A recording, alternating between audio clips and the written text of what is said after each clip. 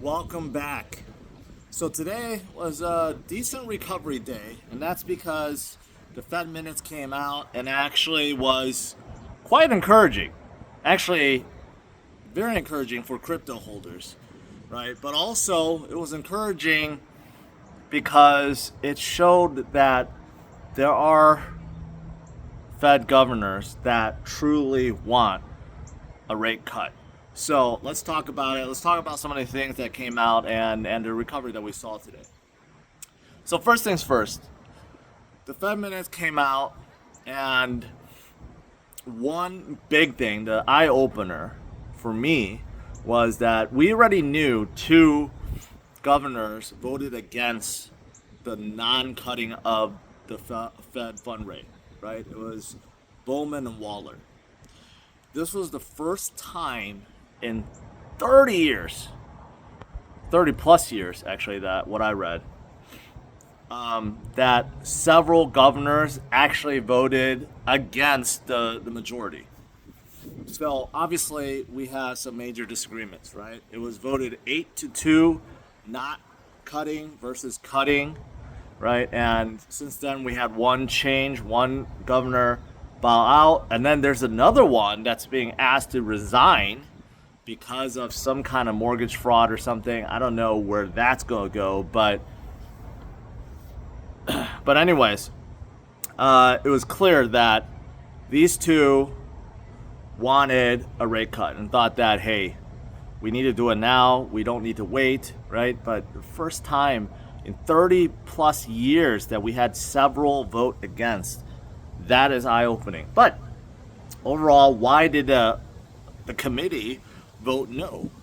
They just thought that tariffs, inflation, they're worried that inflation is going to go up too much, more so than losing jobs. Okay, that's what came out of it.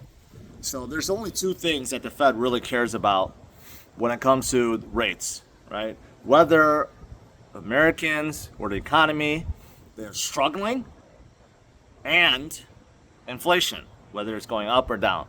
Those are really the only two criteria they look at. And right now, the last FOMC meeting happened days before the huge jobs announcement, where there was a huge adjustment and all the jobs beforehand came in way lower than expected.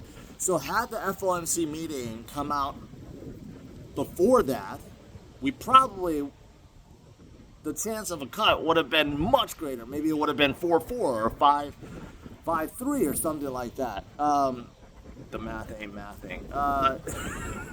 6-4 or something like that, right? But because prior to that last jobs report, it looked like, the economy was still doing well, jobs was okay, and inflation was ticking up. But that jobs report showed that, hey, jobs came in way lower than expected, off by hundreds of thousands over the last few months. So that would have made a big, big difference. But anyways, that's what they were worried about, that inflation is ticking upwards, employment was still kind of steady, so they didn't want to disrupt things, although the two governors disagreed. Okay, so that's what came out of it. Now something else, several other things came out of it that relates to crypto besides just the broader view, is crypto. Stable coins mentioned many, many, many times in the FOMC minutes because of the Genius Bill, because of how it could disrupt the financial system. So obviously, it's a big deal. It's a big deal. Scott Bassett said that stablecoins could possibly bring in $1 trillion into the bond market, or AKA dollars, right? That's the potential. I didn't see it at first, but now I understand. The Genius Bill and everything that relates to stablecoins is really about promoting stablecoins back to USD. And the hotter stablecoins get, the more people want USD because they're backed by USD, right? So the Fed is obviously preparing for that. No CBDC, which is good. So the Fed is not going to come out their own digital dollar. So it's really about embracing the companies that we have, like Circle and the USDC, and many others, right? Wyoming came out their own Um, so that's actually very positive. Very, very positive. And Waller also has come out and said, there's no need to be scared of crypto, right? Prior, there was a sentiment like, oh, you got to be careful, crypto's dangerous, it's this and that. All that's gone away. The mentality has changed. People understand the potential of blockchain and ledgers and what that means. But also people have come to realize that Bitcoin is a real store of value. It's not fake. It's not a Ponzi. Even that one Harvard economist that said Bitcoin is more likely to go to 100 than go to 100,000 even came out and admitted that he was wrong. He didn't anticipate the embracement of the government, of the president, and everyone else in between. So overall, it's pretty positive. So that's why Bitcoin is up a little bit, above 114. But more importantly, like you got ETH, Sol, making big moves. Sol back to 190, ETH above 3,400. They made big climbs. Chainlink today off the chains. $26 went up over 10%. You got someone like BNB. I don't talk a lot about BNB, but I have to mention this. They hit all-time high today at 880. Crazy. So it's not just ETH about to break all-time high. BNB also did it.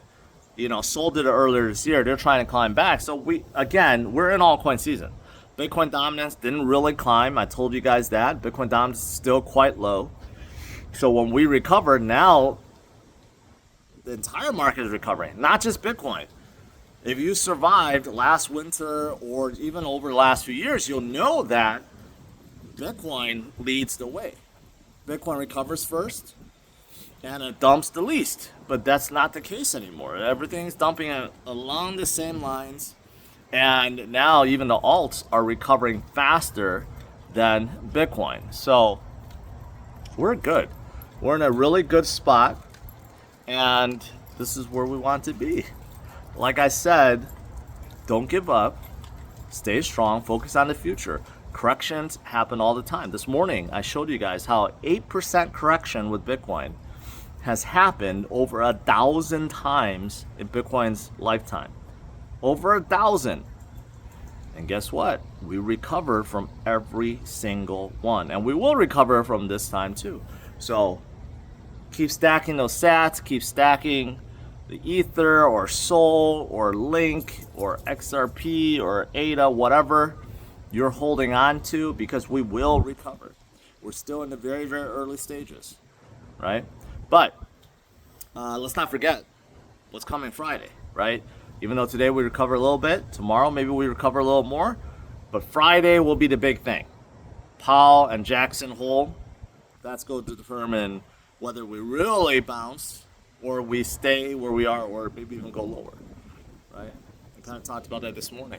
But seeing how things have changed since the last FOMC meeting,